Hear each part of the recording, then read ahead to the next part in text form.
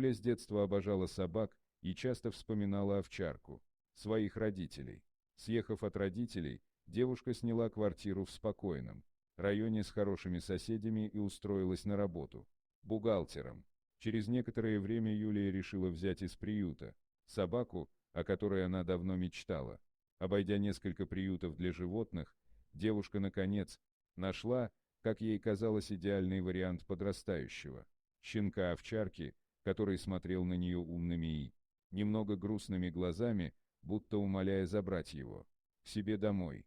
Оставив все сомнения, довольная Юля забрала с собой питомца по кличке Бронкс. Пес быстро освоился в небольшой квартире новой хозяйки и чувствовал себя здесь, как дома. Юля также сильно привязалась к ласковой и игривой собаке. И все же девушка сильно удивилась, когда однажды утром обнаружила Бронкса спящим рядом с ней в кровати. Конечно, Юля согнала питомца со своего спального места, вот только следующие несколько дней повторялось то же самое. Проснувшись утром, девушка обнаружила, что пес спал рядом с ней. Как бы девушка ни старалась объяснить животному, что его место на пушистом коврике у порога, ситуация не менялась. А ударить питомца, чтобы отучить его от столь дурной привычки, у хозяйки не хватало духа.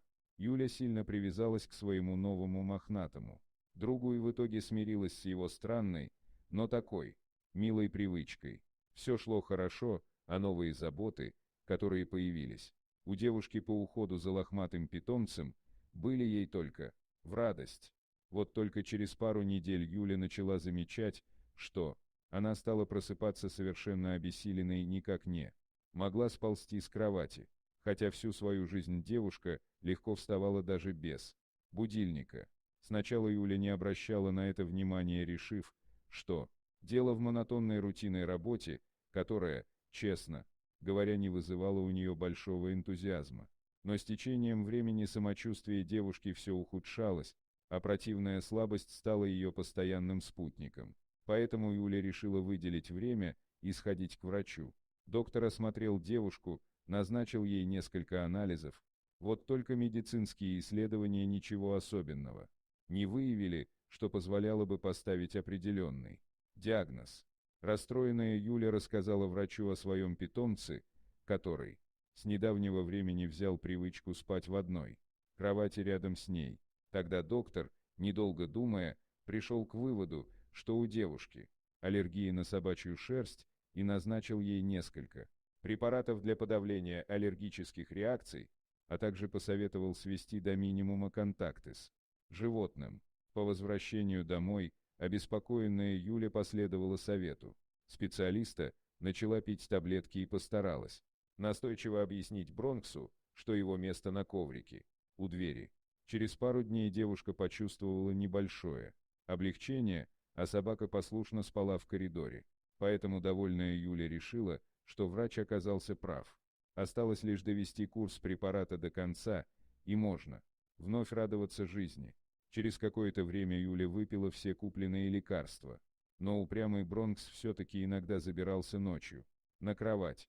Кроме того, сама Юля не только окончательно не выздоровела, слабость, вялость и апатия вернулись к ней с новой силой и превратили жизнь бедняжки в настоящий кошмар.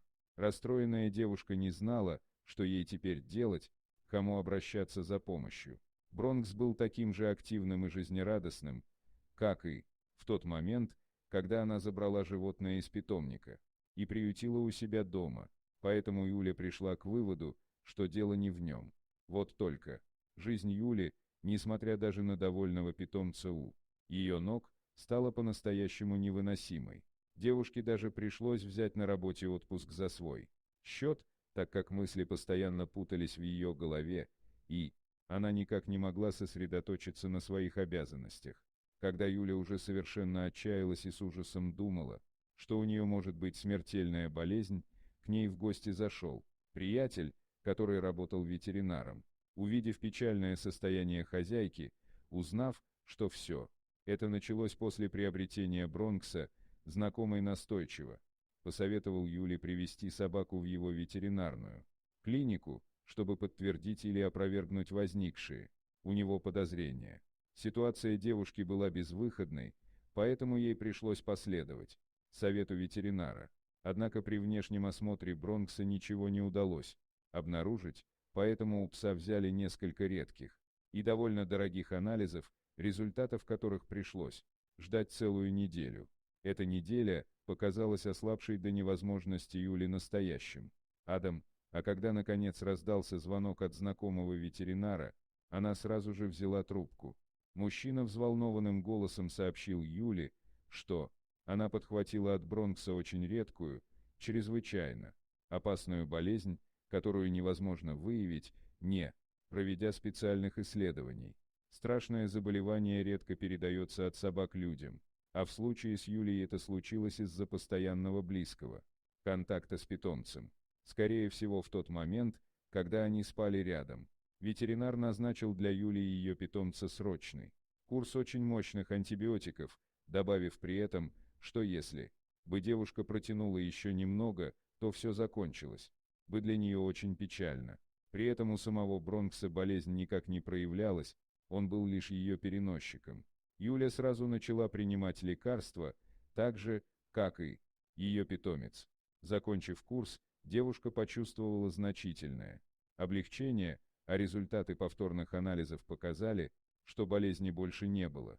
В тот день Юлия наконец вздохнула с облегчением, крепко обняв своего питомца, который ненароком чуть не погубил ее, а еще она позволила любимому питомцу засыпать рядышком с ней на ее большой мягкой кровати.